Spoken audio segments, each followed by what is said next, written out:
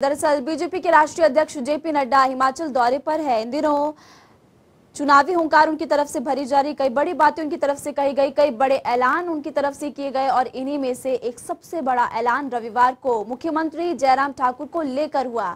साथ ही बड़ा ऐलान मंत्रिमंडल में बदलाव की चर्चाओं को लेकर भी हुआ, जिससे कि जयराम के वजीरों ने अब राहत की सांस ले ली है। इस रिपोर्ट के जरिए समझिए।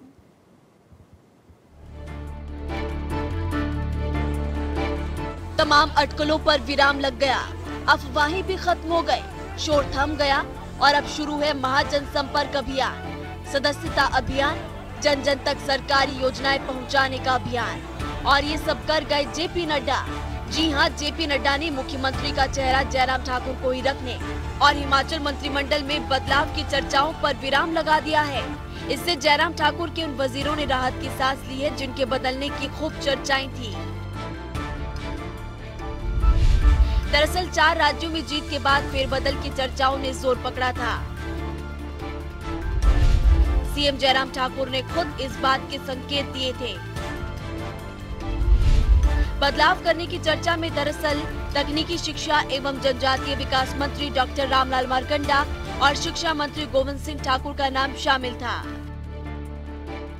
क्योंकि दोनों मंत्री अपने अपने विधानसभा हलके से मंडी संसदीय क्षेत्र के उपचुनाव में बीजेपी प्रत्याशी खुशहाल ठाकुर को लीड नहीं दिला पाए थे। इसके अलावा जयराम कैबिनेट के सख्त मिजाज मंत्री महेंद्र सिंह ठाकुर को बदलने की भी चर्चा रही। उपचुनाव से पहले एक बार शिक्षकों पर कोविड काल में मौज मस्ती करने, वामपंथी लोगों के काम न करने के बयान, बागबान विरोधी स्टेटमेंट देने और अफसरों को फटकार के कारण महेंद्र सिंह को हटाने पर भी चर्चा थी।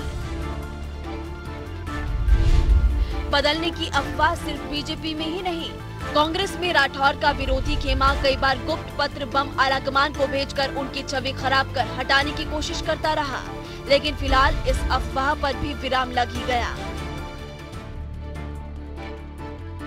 हिमाचल की सियासत में पिछले 3-4 सालों के दौरान सरकार और संगठन को अस्थिर करने की राजनीति का नया ट्रेंड देखने को मिला है।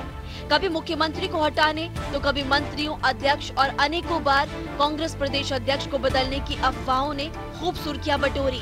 संगठन और मंत्रिमंडल में बदलाव की चर्चा तो आम है, लेकिन इस बार मुख्यमंत्री को हटाने पर भी बहुत चर्चा हुई, लेकिन चर्चाएं महज चर्चाएं ही बनकर रह गयी और अफवाहों पर फिलहाल विराम लग गया है।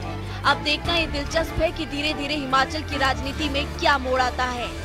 ब्यूरो रिपोर्ट, जनता टीवी।